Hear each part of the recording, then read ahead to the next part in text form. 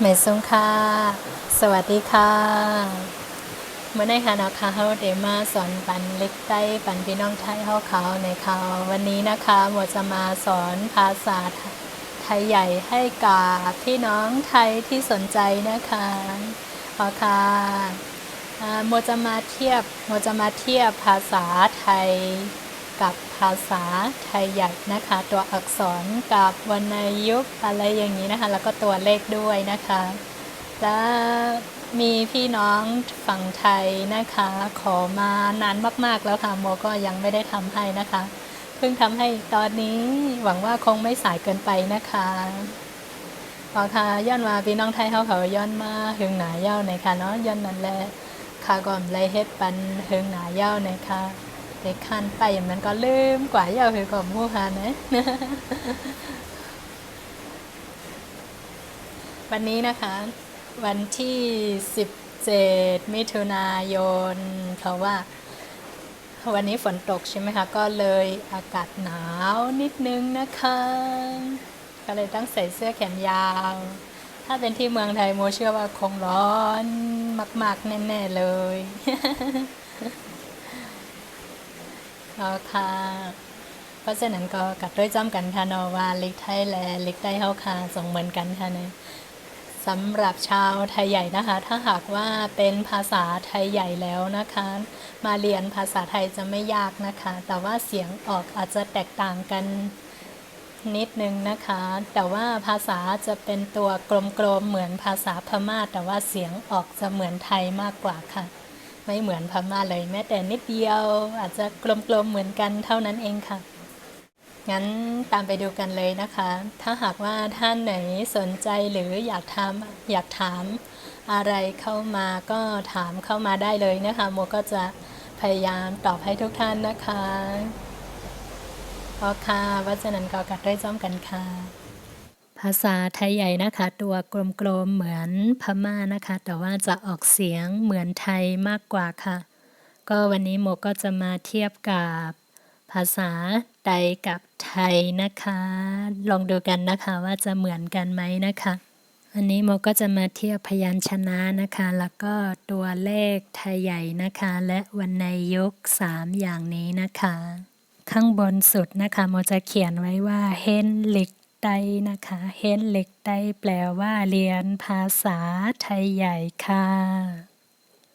ค่ะมารู้จักกับภาษาไทยใหญ่อักษรภาษาไทยใหญ่นะคะก็จะเป็นตัวกลมๆพยัญชนะจะมีแค่19ตัวเท่านั้นเองค่ะ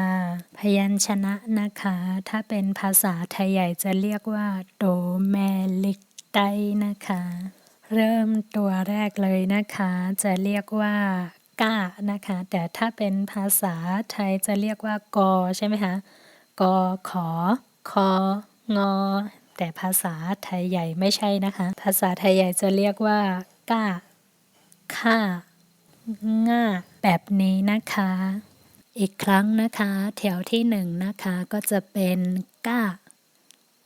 ก้าตัวที่สองข้าข้าตัวที่สามง่าง่าก้าข้าง่าค่ะถัดมาแถวที่สองนะคะก็จะเป็นตัวแรกจ้าจ้าตัวที่สองซาซาตัวที่สามเนี่ยเนี่ยจ้าซาเนี่ยเนี่ยนี้ถ้าเป็นพี่น้องไทยจะออกเสียงยากหน่อยนะคะเพราะว่าภาษาไทยไม่มีก็คือเนี่ยเนี่ยแถวที่สามนะคะก็จะเป็นต้าต้าตัวที่สองท่าท่าท่าตัวที่สามน่ะน่ะเดี๋ยวโมจะทวนให้3แถวแรกนะคะก็จะเป็นก้าค่าง่าจ้าซาเนี่ยต้าท่าหน้า3แถวนะคะต่อมาแถวที่4ค่ะก็จะเป็น ป้าป้าผ้าผ้าฝ้าฝ้านะคะแถวที่ห้าค่ะมามาย่าย่าร่าร่าแถวที่หกนะคะก็จะเป็นล่าล่าว่าว่าห้าห้าตัวสุดท้ายนะคะจะเป็นอ้าอ้านะคะหวังว่าทุกท่านคงจำกันได้นะคะเดี๋ยวโมจะทวนให้อีกทีหนึ่งค่ะโมจะทวนให้ทีละตัวนะคะก็จะเป็นก้าค่าง่าจ้าซาญ่าต้าท่าหน้าป้าผ้าฝ้ามาย่าราล่าว่าห้าอ้านี่คืออักษรพยัญชนะภาษาไทยใหญ่ทั้งหมดนะคะมี19ตัวค่ะต่อมาโมจะเทียบกับภาษาไทยนะคะภาษาไทยเมื่อกี้โมบอกไปแล้วนะคะก็คือกขอคอใช่ไหมคะแต่ว่าภาษาไทยใหญ่ไม่ใช่ค่ะก้าค่าง่าเมื่อกี้ก็อ่านให้ทุกท่านได้ฟังไปแล้วน่าจะเริ่มเข้าใจแล้วนะคะอักษรภาษาไทยใหญ่จะไม่มีอักษรกลางสูงต่ำนะคะก็จะมีแค่เสียงเดียวนะคะสังเกตได้ก็คือถ้าหากภาษาไทยใหญ่เรียกก้าถ้าเป็นภาษาไทยก็จะเป็นกอนะคะถ้าหากว่าเป็นค่านะคะก็จะเป็นขอคอนะคะโมจะไม่เขียนทั้งหมดนะคะจะเป็นเสียงเดียวกันหมดเลยค่ะแล้วก็ง่านะคะก็จะเป็นงอค่ะจ้านะคะก็จะเป็นจอนะคะซ่าก็จะเป็นสอสอสอสอได้หมดนะคะมีแค่เสียงเดียวนะคะเนี่ยเนี่ยก็คืององูกับยอยักษ์รวมกันนะคะแต่ว่าท่านอาจจะฟัง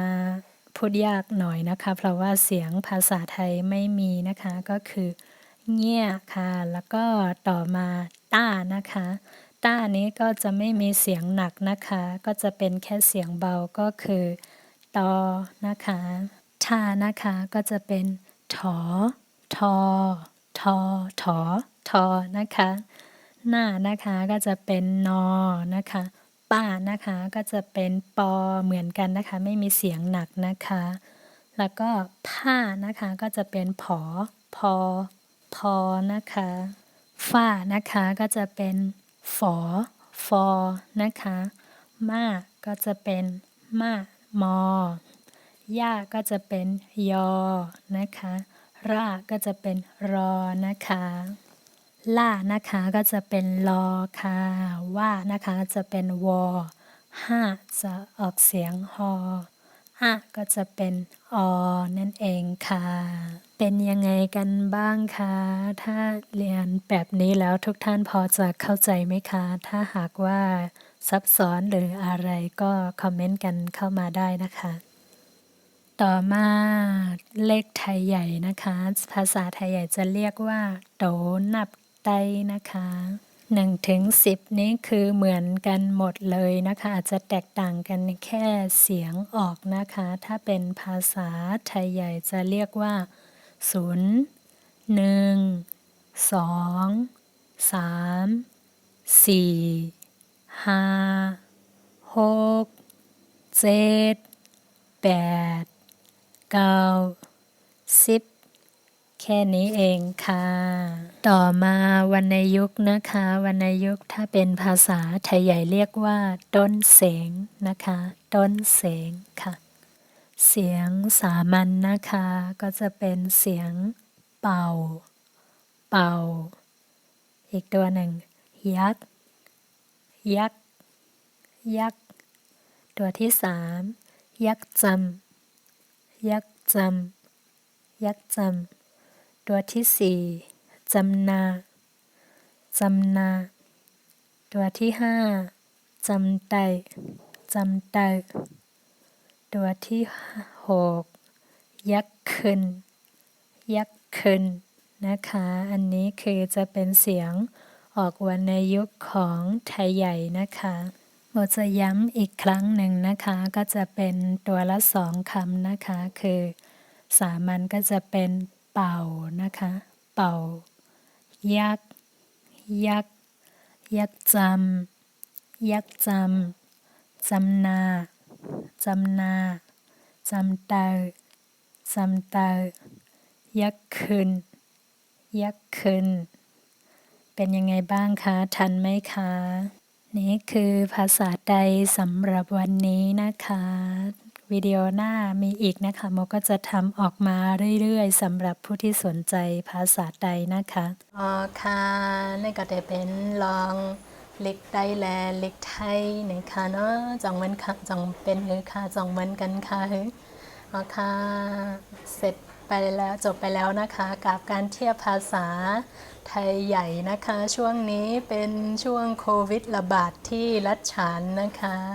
หรือเมียนมานั่นเองค่ะไม่แน่ใจว่าตอนนี้เลขที่ติดโควิดอยู่ที่เท่าไหร่นะคะเพราะว่าไม่ทราบอย่างแน่ชัดค่ะบางคนก็ฉีดวัคซีนบางคนก็ไม่ฉีดแล้วก็บางคนก็ไม่กล้าไว้ใจว่าตกลงมันคืออะไรเป็นยังไงอะไรอย่างนี้ไม่มีใครทราบอย่างจริงจังนะคะเพราะสถานการณ์การเมืองด้วยนะคะก็เลยไม่แน่ใจว่าอันไหนเป็นเรื่องจริงอันไหนเป็นเรื่องไม่จริงอย่างนี้ โมก็เลยไม่ได้ไปไหนนะคะอยู่บ้านแล้วก็จะมาสอนภาษาไทยใหญ่ให้ทุกท่านนะคะเดี๋ยวอีกหน่อยอาจจะสอน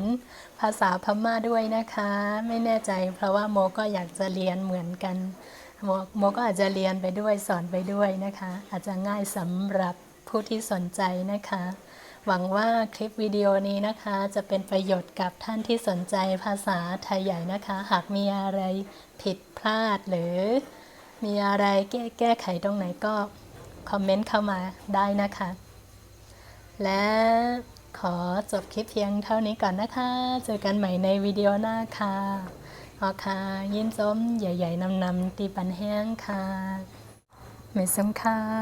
สวัสดีค่ะ